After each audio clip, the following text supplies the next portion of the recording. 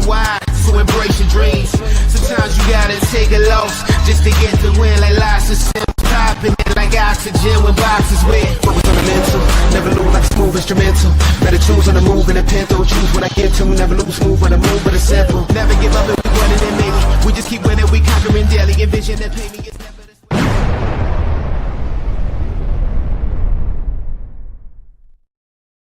All right. Welcome, man. It's Divots and Pivots. It's a beautiful Tuesday night, and we are getting ready for PGA Championship week. As always, I am Andrew LeDuc, a.k.a. Mr. Mallard, and joined, as always, as well by Bud Copeland, and another 3 alls, as always, in the first few seconds here, brought to you by Acorn Hills. Get over onto acornhillsco.com. Use the discount code TBFY15 to get your 15% discount on your purchase, and go enjoy that amazing product line that they have over there, helping the environment, helping the sport of golf with some fantastic high quality clothing. Go check out Nate and the boys at Acorn Hills. But I have a special message to start the show off tonight for you from the one and only Anna. If you're not familiar with Anna, my fiance, her name gets brought up a lot, but I'm going to quote this word for word.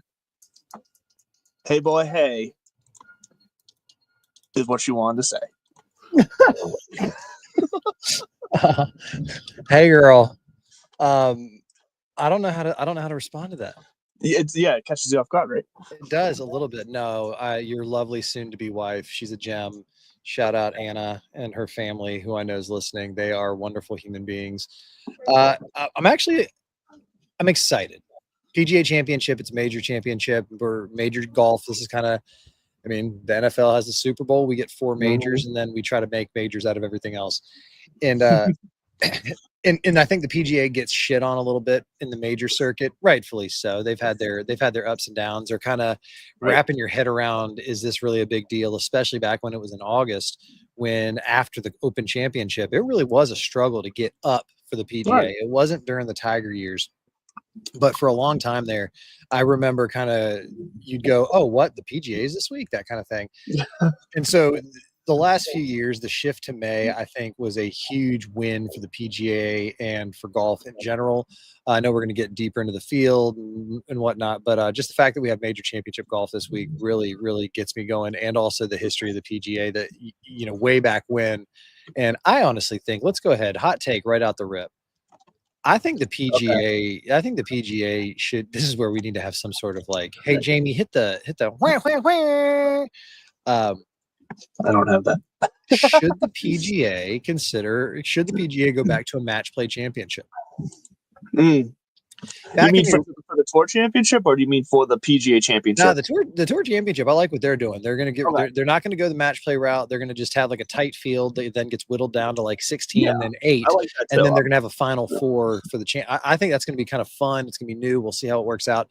I'm glad they didn't go match play, because I think that's just low hanging fruit, which is why I think it's perfect for the PGA of America to just, it's sitting right in front of you to say, let's go back to our roots. Let's reintroduce match play golf into major championship golf.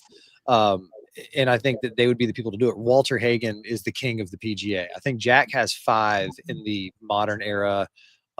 Tiger has 3, maybe 4, but Walter Hagen is your original, your OG match play PGA champ. He had 5 back in the day. And I think I just said this on another show. Best part about Walter Hagen, 2 things. A, he used the gimme like the guy at the club that you hate. He would give his opponents everything on the front 9 or the first 18 if it was a 36-hole match, and then coming down the back stretch, make them putt everything out. And it worked. And it is that. That's when people, I think it was Sam Snead, when somebody gives you a putt, you say thank you and you take it. You don't fucking tempt fate with another little tap there. So he was the king of the gimme. And 2, he's part of one of my favorite trivia moments in the history of golf. The Wanamaker Trophy, the biggest of the major trophies, named after Rod Wanamaker. I think it's Rodman Wanamaker. He was I think it was like a department store owner or whatever, but he's the guy who put up all the money for the tournament and kind of really got it going, commissioned the trophy. Walter Hagen lost it for about 5 years. He won it at Olympia Fields 1925, and I think that might have been his second in a row. But he was in, just outside of Chicago and decided to go out on the town instead of back to his hotel. So he just told the cabbie, "Hey, will you take this back to my hotel?" Yeah. And rumor has it, it just never, well, not rumor has it, it never made it. Like he never got it. And it was 5 years later in a warehouse of his club manufacturer. Some janitor found it in a box. I guess the story goes, the cabbie, I don't believe it. I call bullshit. I think it went back to the hotel, and the hotel said, "We'll just take care of this for Mr. Hagen and ship it." And I think Walter went out, met up with Al Capone and the boys, and had a few and then just forgot about it. And when he went looking for it, he was too embarrassed to say, "Yeah, I got banged up and trusted it with the cabbie." So there's plenty of great trivia associated with this tournament. A lot of it with Tiger Woods, the playoff. Well, to clear it up too, Lewis Rodman want to make Lewis, not Rod. Name. So Rod is his middle name. Rodman is his middle name. So when you know him like I do, Wanamaker, yeah. When only his friends like you did. Right. My government name is not Bud. Yes, we know that out here. So what? Apple juice, by the way. I think a cool PGA. So before we get into the nitty gritty of this year's PGA, I don't know if you saw, but some other PGA Championship news came out. I think it was either today or yesterday. I honestly can't remember. But Southern Hills locked up yet another PGA Championship, and for 2032, they will be hosting again for the 6th time, which will make them the course that. I know you got the Southern Hills hat on right there, which made me think of it. They'll be hosting for the 6th time, which is the most any course has hosted the PGA Championship, and I think any other majors outside of the Masters, obviously. So that's cool, but it begs me to think: do you like that the PGA Championship rotates courses, or do you think it should have a home? No, I'm not saying it should be Southern Hills, but are you fine with it rotating? It's got to rotate. We got the Masters. We don't need that. I could see the PGA Tour maybe expanding and trying to get some of these nicer courses. And I think that's where we're going to go with this before we get too elbow deep into this year's. I'm glad you brought this up. Shout out Kevin Reniger in Bixby, Oklahoma. He's the one who sent me this hat when he was out there at the Southern Hills PGA. He actually knows some folks out there. We should see if he can connect us with one of the people out there. Anyway. Where are we going with this? Oh, the site. You had a path, dude. I have yet to see the path, but I'm following it. No, I love that we have a standard rotation. We got Oakmont, we got Congressional, we've got Oakland Hills once they rebuild that the clubhouse. So when it comes to major championship golf, I think it's important to have these courses like Southern Hills, and I think we're going to see more, especially some of these. It takes a little bit of time to get on the radar. But some of these big long courses that Tiger's designing, Justin Thomas, stuff like that. I don't think Panther National is going to be hosting anything because they like their exclusivity and their privacy. Right. But there's a lot of Quail Hollows out there just kind of lurking around. I really think what it is we don't understand. So yes, I think it's a good thing that they rotate around. I like that they go back to common courses. I like that they will introduce a new venue once in a blue moon and see how it goes. Or revisit an old one like they did with, I think it was LA Country Club. They had been out there and gotten it since like the 30s, and then they bring it back, and time will tell. From what I remember, the players enjoyed that one too. The players enjoyed it. The TV audience enjoyed it because it was flashy and everything. The big knock on it was the lack of tickets, I guess. There was a serious lack of because the course can't accommodate a lot of foot traffic. So that's the other thing. Like going out to a place like Valhalla, it's it's a golf club out in the sticks, kind of out away from Louisville. Quail Hollow, away from 10 miles away from downtown Charlotte, carved out in hundreds of acres. There's if you're not familiar with this, all right. So if you are, you're just kind of Joe Shit the Rag Man tuning in. What are you sipping on, by the way? Because I like that. By the way, we're not gonna air it out, but I wholeheartedly agree with the decision, given the context and the environment and everything that was going on. I was like, when you sent me that, made it 2 weeks. I'm like, 2 weeks and a minute longer than I would have had I'd been dealing with that. So what are you sipping on? It's Bullet bourbon tonight. That's become my go-to, my safe whiskey. That if I'm just a bottle that I will constantly keep in the house is Bullet. Now I venture into a lot of other whiskeys. I enjoy my whiskey. I was in a whiskey club and I've had over 60, 70 different whiskeys I've tried. Don't like them all, obviously. But Bullet's now it's my easy. If I just feel like I want some whiskey and I'm out, I just quickly go to the store. It's affordable. You can get a big bottle. That's good. That's how I know you're growing up. We're not doing Evan Williams and Jim Beam anymore. It's like, pour me a little bolt. Yeah, okay. Yeah. I like that. So anyways, holy shit. My Talk to Text has been on for the last God knows how long. Oh my God. Who's getting the show transcript? Serious. So Quail Hollow, places like this, apparently it is people, you hear these comparisons to Augusta National, and not just because, it is hard. It is long. It is elevations. The greens are massive. I don't think that they have quite the green complex that Augusta National does. And it's also a course that these guys play every single year. So this is going to be a hard sell for me to keep where are we? Quail Hollow. Sorry.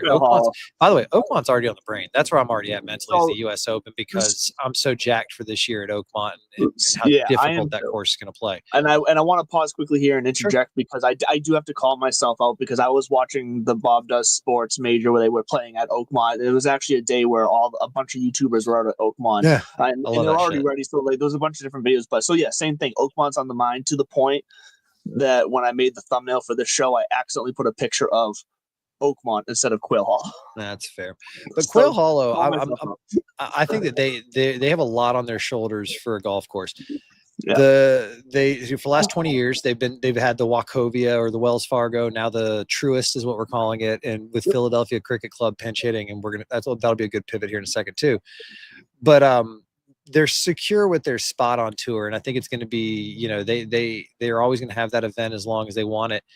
If they don't deliver a major with either great scoring or a very close leaderboard at the end, I really think they need good scoring. We can't have another 21, 22, 23 under final, because then it's like, okay, we can find other venues that will or could challenge. Now, there's a lot at play. Not all these golf courses, because I saw this Danny Rapp on his show, Dan Rappaport, Scratch Golf, formerly Barstool, that guy. Like, he needs me to introduce him. I know, but he has this great idea. And I mean, I'm not going to say he's not the first to have it, but he is the most recent and it's the most timely, where he's like, hey, if you're one of the bajillion businesses that's in New York City, sponsor a PGA Tour golf event and move it around to different clubs. That's what they were saying. Like Philadelphia Cricket Club, it was so cool to be there.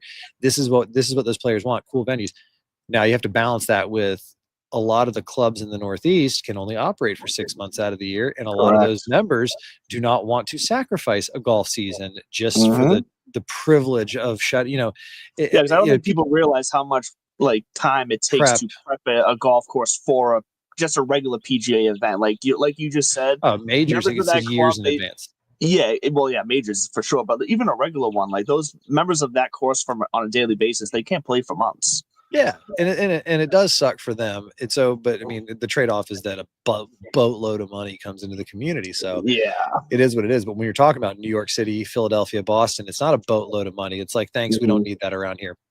But that does bring up the point that there are so many good, cool golf courses out there that could challenge these guys and give us a little bit of a fun show, and B, these guys don't play them all the time, so maybe it will be a little bit more of a challenge. As that's twice I've said challenge. A and B, C, all of the above. No, and C, that have these communities that it would be dope as shit to see, Worcester Country Club. I don't think Worcester can still hang, but that was the site of the original Ryder Club or Ryder Cup. But we have some of those places here in Massachusetts, and I don't know if we've got too many up outside of Massachusetts, but Connecticut, Massachusetts, definitely, and in New York. Pennsylvania does its own thing, but those three right there, that's enough to handle a Northeastern Classic or whatever it might be. PGA Tour is missing out by not doing that, but we used to only get that through the majors to get to see these one-off different courses. But I think we're going to start seeing this more with the tour. They're going to be changing up with some of them these venues just to mix it. I don't think Hilton Head's going anywhere, but John Deere, or maybe some of these times that they're going to Cabo San Lucas or whatever. Let's see if we can, squeak a Long Island visit in there, go out to the Hamptons. I don't think we're going to see any of the winged foots come down to a PGA Tour level, but I could definitely see some of these other clubs. It'd be a fun show. Yeah, I'd rather have something like that than some of those resort courses that we get where the scoring just gets outrageous. That does get boring to watch. I want to see challenges, which makes me think, do you think the PGA will get back to a place like Erin Hills, where in 2017 with that U.S. Open was almost over the top challenging for the tour, and not a lot of people didn't enjoy watching that. Like, do you think that's another place that they will get back to? Yeah, Erin Hills Erin Hills is a championship golf course. It's too much of a bad taste. Whether it's the PGA Tour, PGA of America, or the USGA, they know when they're looking at the Midwest, the northern Midwest, because so much golf is concentrated on the East Coast and then in the West Coast. So when they do want to go to middle America, they got Southern Hills. And then up there, they got some great courses in Minnesota. Hazeltine's up that way. We got Whistling Straits in Wisconsin. And so I think Erin Hills is going to continue to be in the rotation. Honestly, big in the amateur rotation and the women's and the LPGA as well. We just haven't seen it on the PGA since 2017. The challenge is going to be, like Rory said, unfortunately, they love this course, Philadelphia Cricket Club. But unfortunately, he said I love the way he says cool. It'd be cool to play these courses the way the architect intended them to be played. And what he meant by that is we can, some of these older courses, we can't push it back like Augusta National can just scoop up real estate and move things around. It's baked into it. That's why like here in Peabody, Mass, right down the street, we're about to shut down Witch City Studios, though. We're going to have to move up to the Bunk, Kennebunk. Salem Country Club hosts the U.S. Senior Open. It hosted some U.S. Open women's qualifier this year. But they can't host the elite men's game anymore because it's just not long enough. It's definitely a challenging layout, et cetera, et cetera. But that's why it's going to be hard for them to find places that are long enough. And I go back to the Pete Dye course at French Lick, 8,200 yards from the tips. That's what it takes to challenge these guys, where they do have to carry it 280 off the tee just to get through into the fairway and actually have iron games. Right. I think, and it'll be telling with my pick later for winter. I think that this is going to, because how do I put this? Because Quail Hollow is going to be wet, I think it's going to be a little shorter. And so I think it's going to favor the guys who can just honestly throw darts from 280, 300 yards away. Although that's the last darts reference we're going to make. The other night, we went a little dart heavy. There's a lot of dart throwing the other day. Guilty as charged. If you want to know what he's referencing, we pre-recorded an episode for the network like we did with the Masters, the PGA Championship Roundtable. So that should be out on multiple podcasts for multiple shows from the network. So go find that, Golfer Gang, and go shows. Find that. Well, it's on so many shows and we're all posting it. So no, I thought you were going to say go fuck yourself. I'm glad you brought up it being wet, because that was something on that episode, that roundtable. We talked a lot about the weather. I do have the weather report pulled up in front of me here now. I know it was raining a lot the past couple days. It's going to be gorgeous and hot. Well, so, and even beyond that, like even tonight, like it's only a 34% chance of rain. And then tomorrow, 80 degrees, Thursday, 86, Friday, 88. Like, so I'm really not worried about it being wet. I think it's going to drain fine. I don't think, do I think it's going to be like putting on glass? And no, it's going to be a little bit softer than normal, but not soft enough to where these guys are going to be able to put the ball to an inch exactly where they want it to be. Like, there's still going to be some challenge and rollouts and spins to these shots. Yeah, I mean, it's going to be a hard course, and hopefully it delivers, because if we get another 20 under, then I'm out. Can't do that again. Let me ask you a question, and we'll pivot to maybe let's just get picks. Let's get a winner out there early. I want to hear from you, a good bet. I don't know if you have just somebody or just who you think again, a good bet, meaning like my Denny McCarthy. He's not who I think is going to win, but I think $1 gives me 161. If he finds lightning in a bottle on these big ass greens, and he's worth the price. But I'm just curious, who do you think is actually going to win this? Because to tee it up, the storylines are immense, and we can go through them or whatever, but we've got, in no particular order of importance, we got Rory McIlroy, the Rory Slam. He's won here 4 times. He's Mr. Quail Hollow. He won last year. It's just set up. Xander, runner-up last year at Quail Hollow, then goes on to win 2 majors. Admittedly said something clicked kind of after Quail Hollow. I saw the interview earlier today. X has been there. The injury seems to be in his past too. Like, I think he's fully right. I think he's good. He's good to go. Scotty Scheffler just won. He's still around. Justin Thomas, last time it was here, he won it, and he got back into the winner's circle. Who else am I forgetting? There's so many. Max Homa is starting to find his stride again, and he's won a couple times. Jordan Spieth trying for the career Grand Slam this weekend. There's so many good stories. There's all of these things going around, but I'll tell you right now, the winner is going to be probably even the biggest story of them all. And I think I'm gonna ride again with Bryson DeChambeau.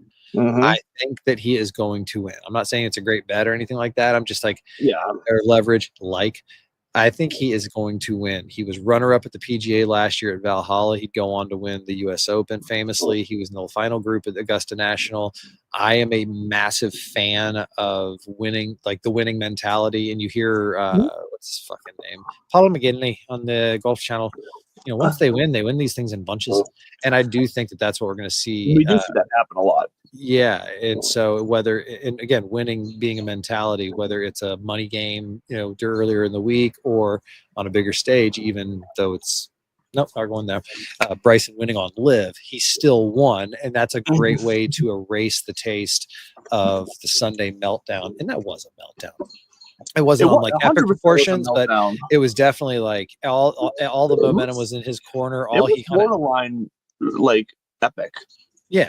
I do think it was. I know you said, said it wasn't, but I really do think it was. Did Justin Rose overshadow the epicness of his failure? Meaning, had we had Rory fighting against himself, or even Ludwig Ober, whoever was right behind, you know, Rory, it's his to lose versus, I think then we really would have focused on Bryson falling apart. The fact that we had a playoff and Rosie, and, you know, you would have taken this on Monday, champ. Yeah, if Rose didn't make his push and it was still Rory winning by 2 or 3 with shooting, what was it, 4 over par or whatever it was on Sunday, and he didn't shoot 76. No, I forget what he shot, but he was over par. Yeah, I think it was 73 maybe.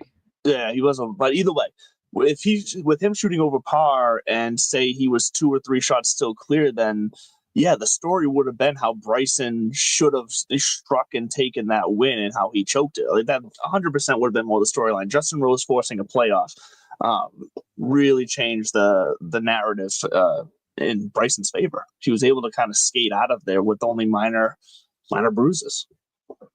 This is driving me nuts that I don't know automatically what Rory shot on Sunday. Hey Siri, what did Rory McIlroy shoot on Sunday at the Masters? Oh my God. Do you want me to search the web or use Chat GPT? Oh, God, I'll tell you right now. No, I shot 73. I was right. Convenient.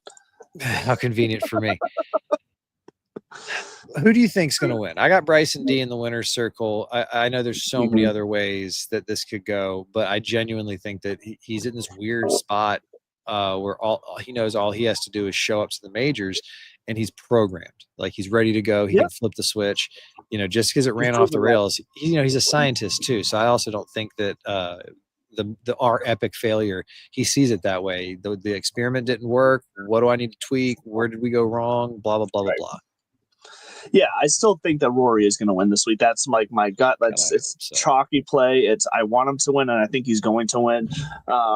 You know, obviously Scotty's right there as well. Bryson is there. Like, really, as far as guys who realistically could win, like I said, like you said, none of these are necessarily good bets from a value standpoint. But Scheffler, Bryson, Rory, Justin Thomas.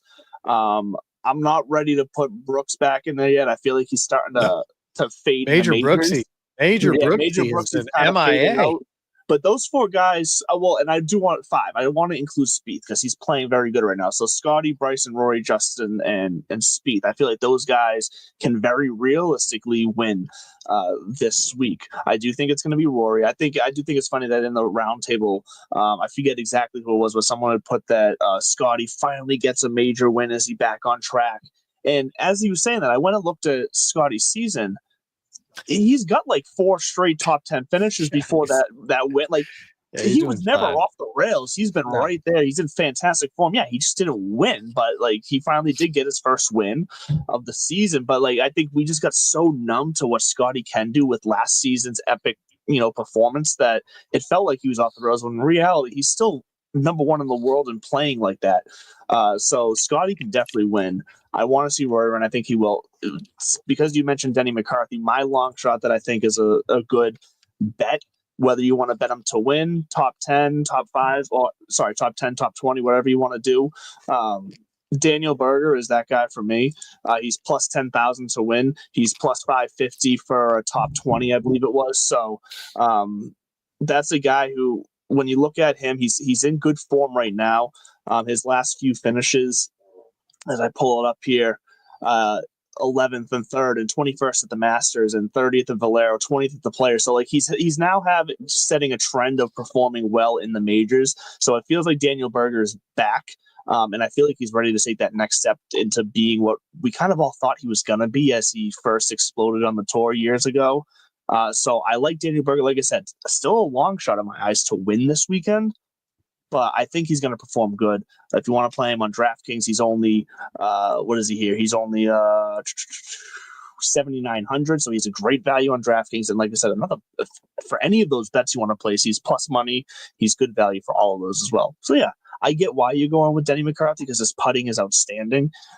And that's going to do him well here. But I'm willing to throw a bone on Daniel Berger. I don't mind that because I'm a big fan of strokes gained home life. Mm-hmm. And right now, Daniel Berger's Florida State Seminoles are, and Luke Clanton specifically at 12 under, are putting the hammer to everybody on the home turf down there at Seminole Legacy in Tallahassee. So sometimes that little bit of juice, like, I got you boys, you're out there, you're flying the flag. It's kind of like there's a great story with Kevin Kisner when I think it was the President's Cup, definitely, and were you asked to sit out Saturday afternoon matches because Georgia had a game. The shit's real. Like down south, whether it's SEC, ACC, HBCU, doesn't matter. They love their fucking football down there in a way that I could never understand. So I'll allow the Daniel Berger. Thank you for allowing it because I feel like there's Daniel Berger and Taylor Gooch. Those are the two, the light and the dark angels, and we got ours and they've got theirs. Sure. I did like seeing all the asterisk talk about Rory's Grand Slam because Berger wasn't in the field for a couple of them. You mean Gooch? Gooch, whatever the fuck. Yeah, exactly. That's why I had fun the other night. And sorry if you're listening to this, but it's worth repeating. Colin Morikawa has become an unlikely, let me rephrase that, an unlikable guy and an unlikely villain, and not in a good way. Yeah, this was a fun storyline for sure. And I'll even say he's much more enjoyable to watch on TGL than he is on the PGA event. And I think that's just he was very charismatic and his trash talk was good enough to where I enjoyed it on TGL. But we obviously don't get that on PGA. We just get the press conferences after where he does come off as douchey and entitled. He said what he said and he never walked it back. So the whole I don't owe you people anything is the most arrogant, spitting in the face. Like that mentality is so stupid. Mm-hmm. You do owe these people. You owe them a little bit of time. If you want it to be done differently, if you want some consideration, if you want a little bit of empathy from others, maybe you consider that they too have a job to do. Your livelihood and their livelihood are symbiotic. Like one feeds off of the other. You can call us barnacles if you want, but your entire world is built on the shoulders, the backs, the eyeballs, and the writers, and the content creators, and the people who show up, and the fans. So yeah, when you're at your most vulnerable moment after missing the game-winning shot, and somebody wants to stick a microphone in front of your face and say, "How does it feel?" And it's part of it. Get over yourself. Again, it's the arrogance of I'm smarter than everybody. I'm too talented. I don't have to do this. I don't owe anybody anything. Yeah, you do. You do. And unfortunately, I think the best analogy, or not the best, but I'm going to be biased because it was one of mine. It reminds me of the guy who's got the resume, but then is so insecure that continues to tell you about the resume all the time. Right. Oh yeah, it reminds me of, I'm like, shut up, dude. It's a perfect comparison, 100%. So, and I'm not saying he needs a full mea culpa or anything like that. I think it's just going to take some time and some reps at TGL before people forget about that fully. Yeah, we need to see more behind the curtain kind of thing. Well, what would help is if he wins this week, he's not going to go backwards. He's too yeah. And those guys are hard-headed. But I think you'll see everybody forget about it. And what'll make me laugh is all of the media love that he would get for winning. Mm-hmm. I think it'd be hilarious if nobody showed up to the press conference. That's wishful thinking. That's like a pettiness in his greatest form right there. Yeah, it's a movie ending right there. Like, let's say that here it is. I'm writing the end of the PGA. Michael Block and Colin Morikawa get into a playoff for the PGA Championship. Mm-hmm. Morikawa wins. He goes to the champion's presser. He's got the Wanamaker. He walks in, empty fucking press. Everyone's talking to Michael. Everybody's out at the putting green where all the kids are waiting for Michael Block, and they're all signing autographs, and they're doing this, and and you know what? I think that would be poetic and accurate and kind of a perfect representation of don't get lost in it's not always enough to be right or to be the best. It matters how you go about doing things. And unfortunately for him, that is going to be something that hangs around just for a little because of the bluntness of it. It's almost like how Phil aired all the dirty laundry in the world going over to live, and Tiger was a little more tactful saying, well, I mean, he's got a point here and there are some media rights that we need to renegotiate. It's a new era and we need to blah, blah, blah. And so it is just all about how you go about doing your things. I have no tolerance. Let me rephrase that. I don't have any time for people who are unapologetically themselves, but also unapologetically an asshole. It's like, I can't do anything for you. I can't be empathetic towards that because, I mean, I'm an asshole sometimes. I'm being one right now. But at least being a little bit aware of it allows you to continue being an asshole. If you can call yourself an asshole, it's all right that you're an asshole, right? That's what you're saying. Right. Listen, I can say it because I'm calling myself an asshole. See, it's not that big of a deal. Catch me in a vulnerable moment. See how I feel. No, I'm glad you brought up Michael Block because I am curious to see how the broadcast goes. Like, has his shine of what he did at the Open last year, like, has that worn off enough to where we just don't hear about him? And I do think to some extent, yes, but I think we see some storylines and some reminders and some coverage of him on Thursday. But I feel like that's going to be about it. I feel like other than that, we're not going to see much of Michael Block this weekend. Michael Block is 48 years old. This is going to be his 7th PGA Championship, but really his 2nd since he kind of, became the Block Party. Yes. And I think with what it takes to get here, top 20 at the PGA Teaching Pros, he's got so many of these under his belt now where it's almost like I think he's going to play he's 48. Give him another 5.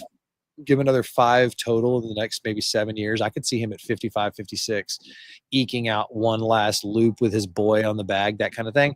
So all that said, I think we're going to see a ton of Michael Block. I think he's going to be a staple. I think it's until he starts playing bad.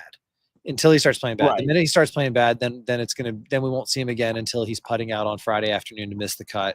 And he's going to go collect whatever fat ass check he's going to get from whatever endorsement deal he's rocking this year. And good for him. I think we talked about this a little bit when you can. You have to. And that's one of the cool things about the PGA Championship is it does give these guys, these teaching pros, these grinders, who most of them, we see them out playing in this tournament. We see them playing in the PGA Championship on Golf Channel, the PGA Pro Championship, Professional Championship on Golf Channel. We see all that, but we forget that the other 50 weeks of the year, they have to figure out when they're going to practice because most of these guys have obligations to the club, to teaching, to putting food on the table. So it's an impressive act. And I think it's really cool stories to follow, who's going to be able to make the cut and really get a check. I think everybody gets a couple grand for just showing up or for being invited or for their troubles. I think because John Daly said something like he's skipping it this week to go play in a PGA Tour Champions major, the Regions. Which is I think it's the Regents Traditions or something like that, something down in Bama, which is a cool tournament. Unfortunately, it is scheduled at the same time as the PGA Championship, which is what he was saying. He's like, what am I going to do? Like, skip one of my favorite events? He's just now healthy enough to get back out there. So what am I going to do? Skip one of my favorite events down here, to go get $6,000 and then get my ass kicked? No, I'll skip it. So that's where I'm thinking, like, everybody gets a little bit of a cut, but for some of these guys, this could be this is like a retirement chance for them. Let me make the cut. If I can get my Michael Block moment and finish top 10, whatever it might be, then I'm good. There's my $500,000 check and I can figure out a way to invest it, blah, blah, blah, blah, blah. So shout out to all the PGA teaching pros that make it this week. It is, we're going to always refer to the Block Party and Michael Block. He's not the first to do it. He's just the latest to be flashy about it. And it doesn't hurt that he got paired with Rory McIlroy in that one round. So that's always going to be the subtext of the PGA Championship is who's going to be the low pro. Yeah, and I love that. And I think we talk about it all the time, but it is also kind of cool to see, like, in an event like this, because we see how much better these PGA teaching pros are than like every other golfer, but then to see just how much better professional, tour pros are than them, it just puts everything into perspective that when you're out there and you duff a shot because you work full time and you play a couple times a summer or whatever, like, brush it off. Just have fun. There's no reason to get upset about it. Just go out there and enjoy it because you ain't them and you're never going to be them. It's never going to matter that enough, you know? I'm trying to think of like a proper analogy. There's the lead cellist in the Boston Symphony. There's the lead cellist in the New York Philharmonic. And then there's Yo-Yo Ma. There's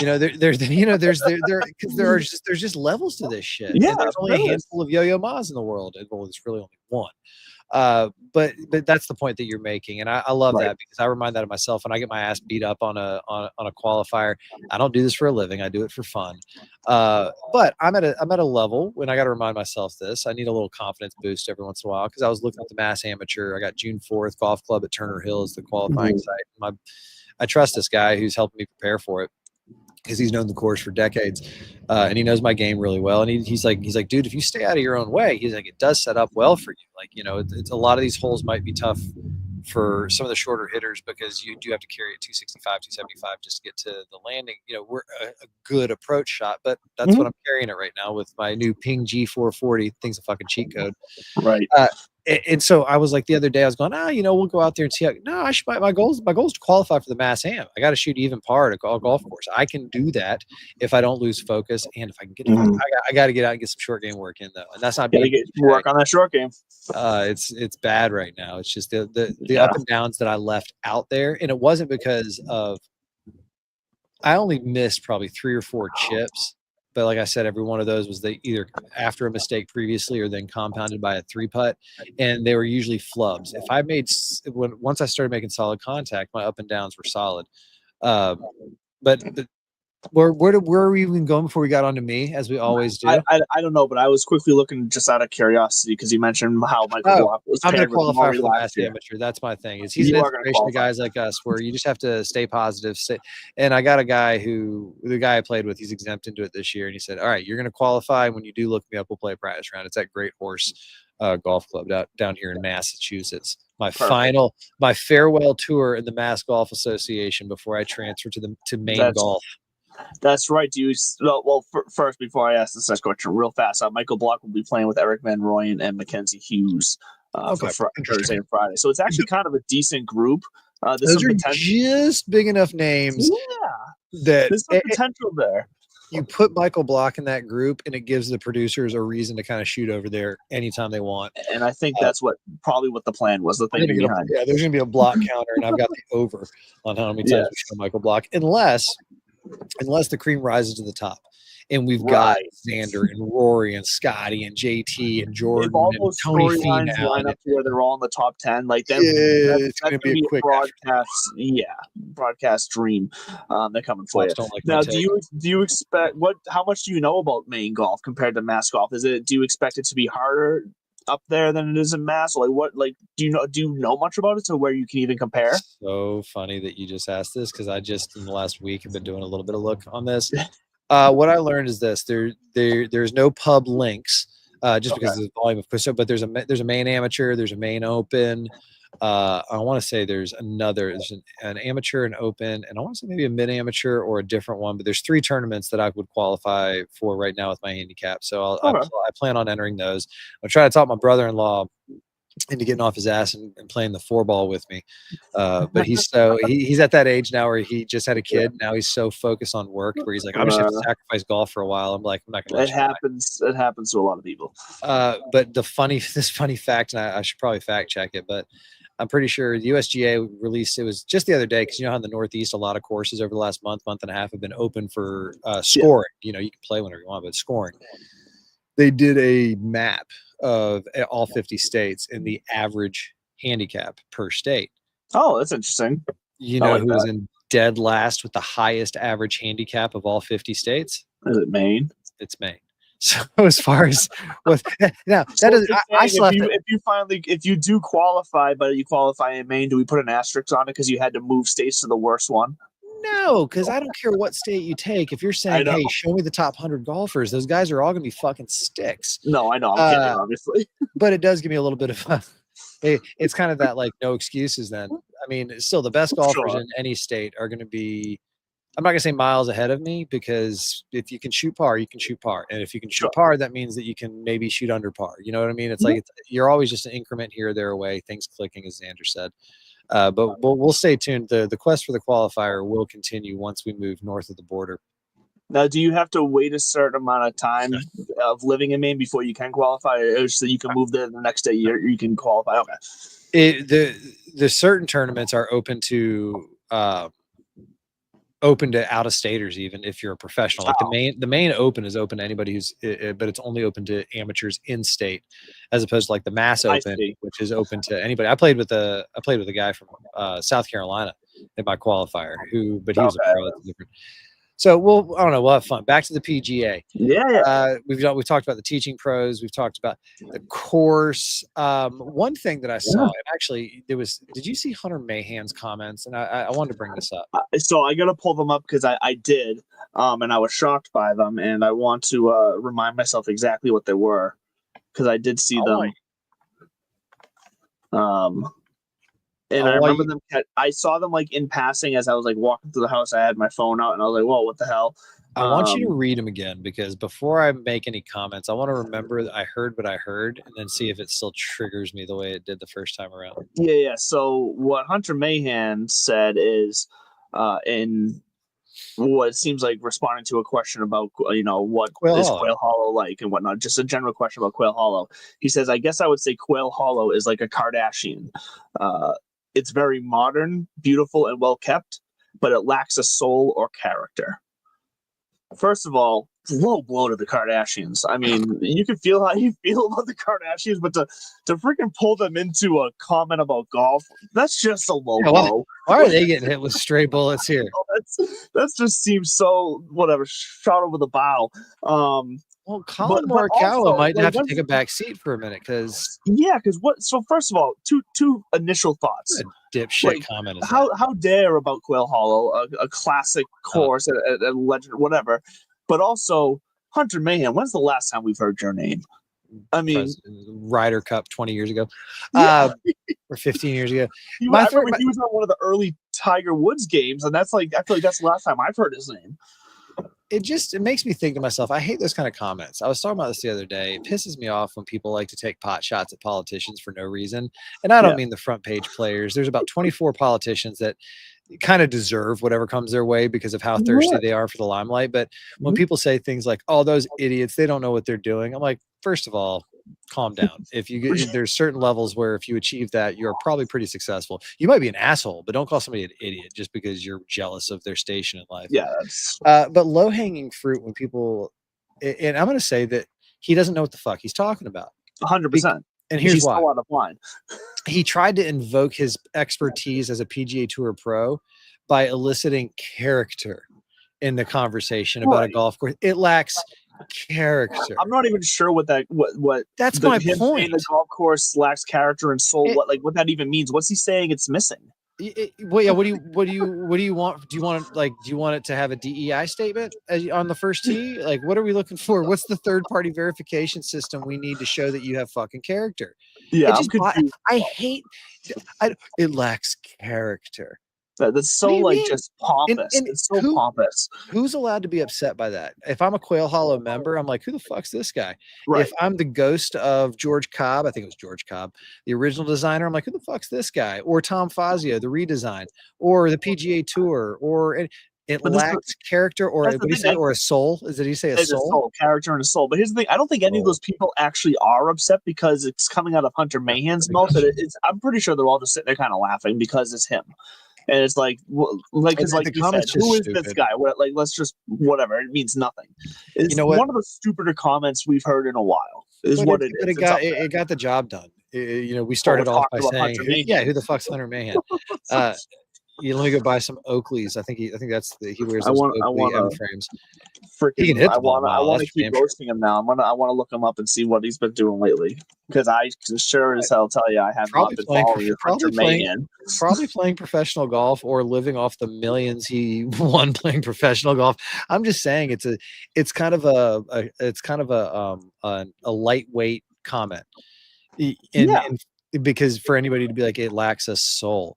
I think it's just a stupid comment. mean, what do you mean it lacks a soul? Golf courses, they're meant to be living, breathing things and all this. So they're meant to be hard. He hasn't played a PGA event since 2021. I wonder if he's here on a special exemption. So that's what I was just about to look up.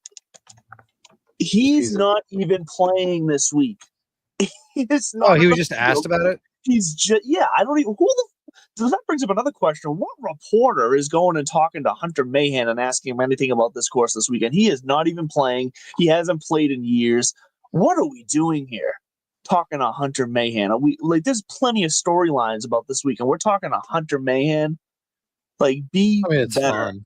It's fun, but good God, who? Like, I gotta look deeper now. I want to know who the hell asked him the question and why. Gabby Herzig of the Athletic. God, and the Athletic has become a very reputable sports news website as well. I'm sorry, the Athletic is better than that. The Athletic is better than reaching out to Hunter Mahan. Well, I don't know. Maybe they were talking about some charity that he has, and he's saving kids in Africa for something, and we're just being assholes. Because listen, if you're talking to a PGA Tour pro this week, what are you going to ask them about? The PGA Championship. It's the biggest story. Sure. I'm not going to say in sports. I think the biggest story in sports is how hard the Celtics are choking. That's just my own opinion. Although I think watch out for the Boston 3 party here. I think Joe's going to say, "Gang, you're down 3-1, and Tatum's out." Tatum's done. It's going to be rough. It's rough. This is going to be a match. With the injury, they were still losing that game before the injury. The Celtics are going to lose this series now, and it's going to be a massive disappointment. And get ready for the team to get blown up with new ownership. I think they are going to lose, but until then, I want to see Jason Brown on the court for 48 minutes, and then I want a solid rotation of 2 shooters at all times, and then 2 tall motherfuckers down there rebounding at all times. Don't get cute, just fire away, and then when they're guarding the shooters, Jalen, go to the hold. I'm not even a basketball guy. I'm just trying to put together that game plan. I need to put together a game plan on how I'm going to get the better of golf club at Turner Hill. So real fast, another quote that is along with the Hunter Mahan quote. I'm now seeing it in the story as well. No, this is a much more fun quote that's laughable in a good way. And it's a quote by Dean Burmeister, however you say it. Sorry, live legend. Yes, I know. Yeah, so, but he also weighed in on Quail Hall, describing the course as a monster, but also admitting he's only ever experienced the course through pixels. He says, "I haven't seen it, but I've played it on PlayStation quite a few times. It's a monster, right?" Okay. He might be the same one then, because I did hear about some Aussie golfer talking about how they prepare with. No, I've heard a bunch of golfers actually reference younger golfers reference using Tiger Woods 2K and all that kind of shit to scout courses. You can use it as a map because the actual course layout is actually very. Now, don't use it to pick what type of shot you're going to use based on the shot you played in the game. But if you want to look at some different angles of the holes and whatnot, like course tour type shit. It's basically like a more accessible Google Earth. Yeah, they've got a solid Google Map thing going. I am barely awake. So Salem, Massachusetts at about 2:30 in the morning last night. Behind me early? Right behind me, Jefferson Avenue in downtown is about half a mile that way, and just before downtown is the police station. But this strip for like a mile on the other side is like recycling and car auto place, like it's like industrial stuff. Not a ton of it, but at about 2:30 in the morning, it's that time of year we have your windows open when you're sleeping at night. It sounded like it was right in my backyard. A car alarm just going off, but it was coming. It was so loud that it sounded like it might have been my car. So I roll out of bed and I come up and I'm like looking out the window, and I finally realize it's not my car. And I come downstairs, I come out here, and I can like hear the car. It's like it sounds like it's just on the street in front of one of these houses.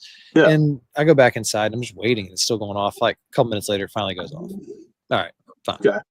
3 minutes later, car alarm again. What the fuck? This continued until 6:45 in the morning, and not the same car. I think there's a bunch of punk ass kids running up and down the street just testing cars to see what was unlocked and what was open. It's very possible. I had that happen to my car once years ago. I was living in a condo community in a townhouse, and it was a very there was a lot going on in my family in the last month or so leading up to this. So let's just say the exhaustion level was quite high. and I was finally getting a very good night's sleep. And apparently my car alarm was going off and kept going off. And I woke up to my neighbor slamming on my door. And then when I opened the door, my underwear, him yelling at me about the car alarm, because I realized at that point only that my car alarm was going off. Turns out it was a battery thing. Like I had to literally disconnect the battery to make it stop. So I wonder if it's something like that for some poor sap because that was a terrible freaking night. No, this is or it's just started down here, and because by 5:30 I'd tried all the tricks. I couldn't get back to sleep, so at 5:30 I just committed to the day.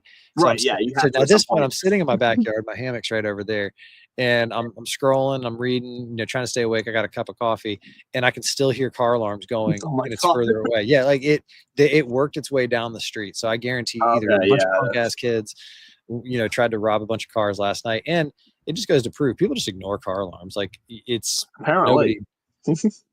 So that's why we are riding that struggle bus here a little bit as we get to the last 10 minutes of the show. You haven't struggled one bit, my sir. Ninja, please. We're built for this. The PGA Championship does something cool too. They did their champions dinner. I saw Xander's menu. Mm-hmm. I think it doesn't get as much love because obviously Augusta's Augusta. Right. But people forget PGA of America. You win this tournament, you get lifetime exemption into the tournament. You get to host a champions dinner. It's not. I don't think it has the cachet of Augusta and the Masters for obvious reasons.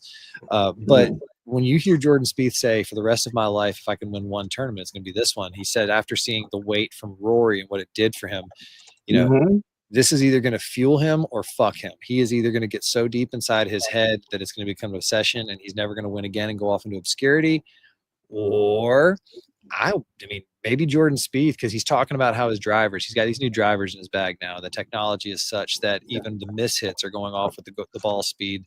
Right. Solid, Titleist. I guess he's also trying to jack up Titleist. They're lagging a little bit in the numbers, but he seems to be happy with it. And when you have that kind of confidence in your tool bag, and a place like Quail Hollow is gonna require some creativity. You can't hack your way around it. It's true Parkland golf where you might have to hit it 290 to get around a dog leg, but right or left by 2 or 3 degrees is going to end up in the rough, and you're going to have to pitch out. There's going to be 4.5 inch rough that's only going to get a little soggier and wetter and longer throughout the next few days. So I think we might get what we're looking for, which is kind of a bloodbath. Par 70 or par 71. 7,100 yards. So it's not overwhelmingly long, but I think the way the finishing comes with the Green Mile, they've got like a 525 yard par 4, then a 230 yard par 3, and then the famous 500 yard par 4 18th that is just over. David Toms famously took an 8 one year at the Wachovia, or the whatever we're calling it, the Truist back in the day, Wachovia back in the day. But that 17th hole, 230 yards, whatever, 200 to 230 yards, having that where it is why I think somebody like Bryson is going to win, because that is a 9-iron for him. Sure. Which is crazy. Or Rory with an 8, who can probably take an 8-iron and hoist it way up. And I think if you can do it under pressure when it matters most, then you're going to be in good shape. But I also think about that 18th finishing hole. This is not going to be too dissimilar than what we saw a few years ago at Southern Hills, or Thigala, and what's his face, the kid who ended up jumping for Live Golf, was leading, going all the way to the end. You remember this? Yeah, because it made it into full swing too. Right. So, anyways, he doesn't deserve it. He doesn't deserve it. He jumped ship. See you later, buddy. That's what happens, right? Because you failed. Honestly, you forget once they jump to Live. You forget that they are. There's Justin Thomas just backdooring his way into his second PGA. So. I think we're going to be set up for a finish like that.